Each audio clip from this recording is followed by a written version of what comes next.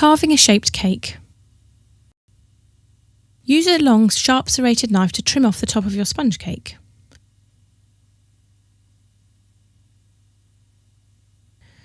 Check the cake is an even depth all the way around and level out if necessary.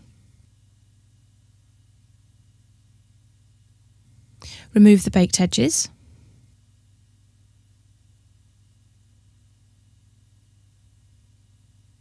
Make a template, we are using a heart here, and place on top of the cake, carefully centred. Now change to a smaller, sharp serrated knife to cut around the template. Remember to hold your knife vertically so that it doesn't cut into the cake at an angle. Remove your cake scraps and neaten up the edges of the cake by trimming away any loose bits.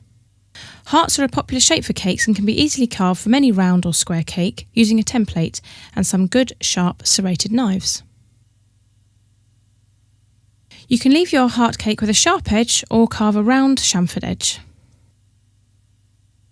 Hold a small, sharp, serrated knife at a 45-degree angle to the top edge of your cake. Carefully shave away small slices all the way around. Work your way around it once and then change the position of your knife slightly to ensure that you're carving a smoother chamfer.